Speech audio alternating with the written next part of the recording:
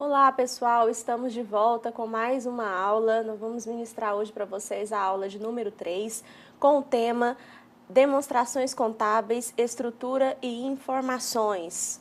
Nesta aula nós vamos estar verificando quais são as demonstrações contábeis, qual a legislação que normatiza o uso dessas demonstrações contábeis. E nesse slide nós vamos verificar quais são as demonstrações contábeis que são obrigatórias. Então, de acordo com a Lei 6.404/76, nós temos algumas demonstrações contábeis que são obrigatórias, ou seja, as empresas elas são obrigadas a apresentar essas demonstrações. E nós temos então a DLPA, que é a demonstração do lucro ou prejuízo acumulado, a DRE, que é a demonstração do resultado do exercício, DFC, que é a demonstração do fluxo de caixa, e a DVA, que é a demonstração do valor adicionado. E vamos estar falando sobre algumas dessas demonstrações. Demonstrações contábeis que são facultativas, ou seja, aquelas que as empresas não são obrigadas a apresentar. Algumas dessas demonstrações são apresentadas obrigatoriamente em casos específicos. Então, nós temos aí o balanço social, que são para as empresas que trabalham aí com balanços sociais, com demonstrações de balanços sociais. E nós temos também as notas explicativas, que são demonstrações contábeis restritas a algum tipo de atividade em especial. E os períodos e dados para apresentação dessas demonstrações contábeis, tá? Essas demonstrações, lembrando a vocês que elas são normatizadas pela Lei 6.404/76, e esses períodos, elas variam de acordo com a sua legislação, com a base legal prevista na Lei 6.404. Normalmente, o balanço patrimonial, ele é apresentado até o dia 30 de abril do mês subsequente ao ano calendário, tá? Então, para se verificar a questão do período dessas demonstrações, sempre utilizar a base legal prevista na Lei 6.404. E qual a relação? É óbvio que para se construir essas demonstrações contábeis, nós precisamos estarmos consolidados e convenientes com as normas e os princípios que envolvem a contabilidade. Então, essas demonstrações estão diretamente ligadas às normas e os princípios contábeis na sua forma de execução.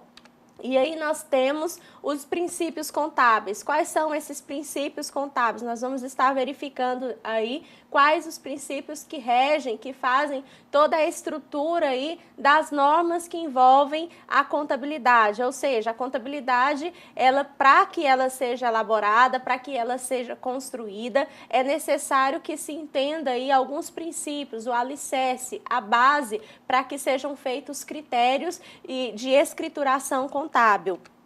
E aí nós temos alguns princípios: o princípio da entidade, o princípio da continuidade, o princípio da oportunidade, registro pelo valor original, atualização monetária, princípio da competência e o princípio da prudência. Vamos estar verificando cada um desses princípios, qual é a relação desses princípios com a contabilidade. Princípio da entidade. O princípio da entidade reconhece o patrimônio como objeto da contabilidade. Então, o próprio nome já diz, o princípio da entidade, ele reconhece o patrimônio como objeto da contabilidade. Ele trata exatamente do quê? Do patrimônio da contabilidade. O princípio da continuidade. O princípio da continuidade os fatos contábeis devem levar em consideração a continuidade ou não da entidade, ou seja, os lançamentos contábeis, a forma como você conduz a escrituração contábil é que vai definir se essa empresa está ou não em continuidade. Então, vamos supor aí que eu tenho um lançamento aí de encerramento de balanço, onde deu baixa nos estoques de mercadoria, baixa dessa empresa. Então, isso significa que essa empresa não está mais atendendo a esse princípio da continuidade, uma vez que foi um fator determinante para o encerramento dessa atividade. À medida que você vai fazendo os lançamentos na contabilidade, gerando os lançamentos, é que vai aí produzindo, né, especificamente identificando que realmente essa empresa está de acordo com o princípio da continuidade. Princípio da oportunidade refere-se simultaneamente à tempestividade e à integridade do registro do patrimônio e das suas mutações. Então, o princípio da oportunidade, ele está relacionado com a simultaneidade, a tempestividade, ou seja, o fato gerador. À medida que vai acontecendo o fato gerador, as situações que ocorrem dentro da empresa, por exemplo, a empresa adquiriu um veículo no dia 8 de agosto de determinado período. Então, o fato gerador aconteceu naquele momento. Então, ele está relacionado com a tempestividade dos fatos. Ok? Com a integridade, né? Então, quando nós tratamos desse princípio da oportunidade, nós também falamos da integridade dos lançamentos feitos de forma íntegra, com base nas informações reais da nota fiscal, nas informações reais condizentes com esses lançamentos que serão apresentados. E integridade do registro e as suas mutações. As mutações são o quê? São as variações, as mudanças que ocorrem no patrimônio, tudo aquilo que ocorre de mudança no patrimônio. Por exemplo, a venda de um imobilizado, a baixa do estoque. Então, são mutações que vão ocorrer no patrimônio e que tem que estar interligado com o princípio da oportunidade. Vejamos os próximos. Princípio do registro pelo valor original.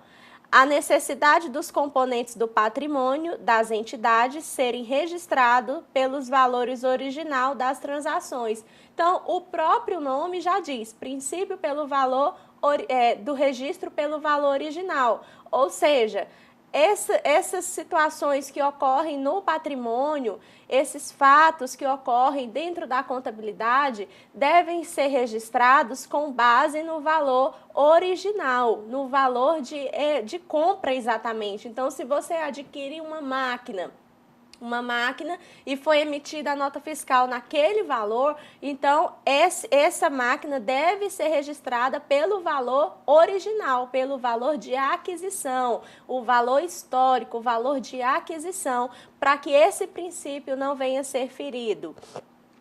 Princípio da atualização monetária. Reconhece no patrimônio das empresas os efeitos da alteração do poder aquisitivo da moeda do país, por meio de ajustes formais dos valores patrimoniais. Então, esse princípio, ele trata exatamente da questão da conversão da moeda, ou seja, as informações que são geradas no seu determinado país, no nosso caso o Brasil, elas devem seguir a moeda nacional, tá? Então, esse princípio, ele trata da atualização monetária. Quando nós, por exemplo, trazemos mercadoria de fora, fazemos importação, os valores dos produtos devem ser convertidos e lançados conforme a moeda vigente do nosso país. Princípio da competência. O princípio da competência, ele diz o seguinte: as receitas e as despesas devem ser incluídas na apuração do resultado do período em que ocorrerem, independentemente se as receitas forem recebidas ou se as despesas foram pagas. Então, o princípio da competência, ele está relacionado com a forma, né, de escrituração contábil com relação às receitas e às despesas. Independente se eu recebi ou não uma venda, eu devo escriturar conforme o princípio da competência, regime de competência, é o que prevê a Lei 6.404 e a própria legislação comercial. As empresas, elas trabalham com as suas escriturações, os seus lançamentos, baseado no princípio da competência, tá? Então, por exemplo, eu fiz uma venda a prazo, eu não recebi ainda aquela receita vai ser recebida no prazo que foi, né, estipulado pela minha empresa. Eu vou contabilizar essa venda como uma receita com base no princípio da competência. Por quê? Porque no momento em que ocorreu a venda, automaticamente eu já tive o quê? Uma receita. E da mesma forma as despesas. As despesas, independentemente se elas forem pagas ou não, elas devem ser contabilizadas como uma despesa. Princípio da prudência. Adoção do menor valor para os componentes do ativo e do maior valor para os componentes do passivo. Então, esse princípio ele está relacionado, por exemplo, quando você comete algum erro no lançamento, numa contabilidade, ou também na avaliação dos seus ativos, tá? Quando tiver que acontecer alguma avaliação dos ativos, e aí usa-se a adoção do menor valor para os componentes do ativo, tá? E do maior valor para os componentes do passivo.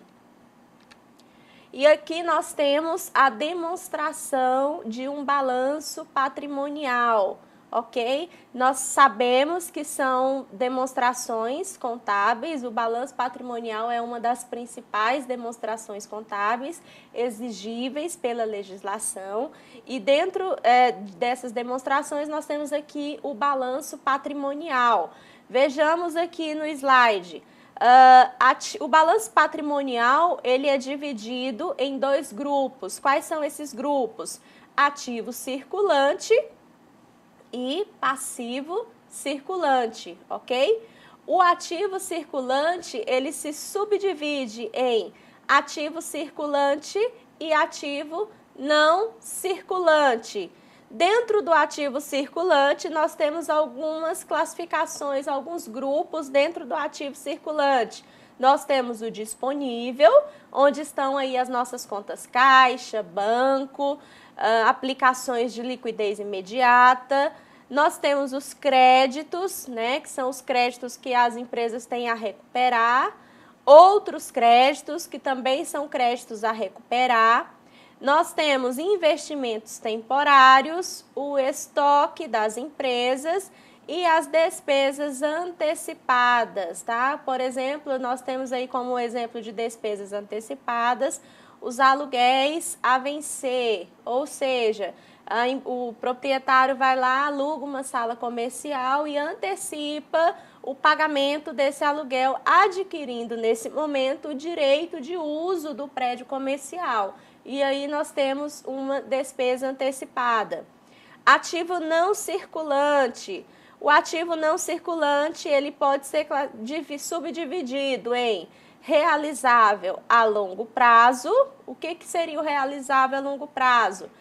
Todos os direitos que a empresa tem a receber após 360 dias, que seria o ano calendário vigente para a contabilidade.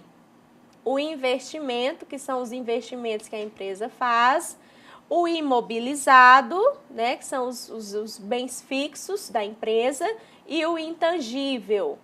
E do outro lado, nós temos o passivo circulante, que se divide em passivo não circulante e patrimônio líquido. E no patrimônio líquido, nós temos aí o capital social, as reservas de capital, ajuste de avaliação patrimonial, as reservas de lucro, ações em tesouraria e os lucros ou prejuízos acumulados que compõem aí o nosso balanço patrimonial. E, por último, nós temos aí a estrutura das demonstrações do resultado do exercício, a mais famosa DRE. E a DRE ela segue a seguinte estrutura: receita operacional bruta menos as deduções é igual a receita operacional líquida menos o CMV, que é o custo da mercadoria vendida, é igual ao resultado operacional bruto, menos as despesas operacionais. E aí nós temos algumas despesas operacionais, despesas com vendas, administrativas, resultado financeiro líquido, mais ou menos receitas ou outras despesas operacionais, vai ser igual ao resultado operacional líquido. E aí, após o resultado operacional líquido, é onde nós temos a provisão para a contribuição social sobre o lucro líquido e a provisão do imposto de renda, que é igual ao resultado do exercício após os tributos, ou seja, após fazermos o cálculo da CSLL, que é a contribuição sobre o lucro líquido, e o imposto de renda, é que nós vamos ter aí os resultados das participações e contribuições, menos a participações e contribuições, e aí sim o resultado líquido do exercício, onde nós vamos determinar se a empresa teve lucro ou prejuízo. Ok, pessoal? Nessa aula, então, nós vimos algumas demonstrações e até a próxima aula. Obrigada!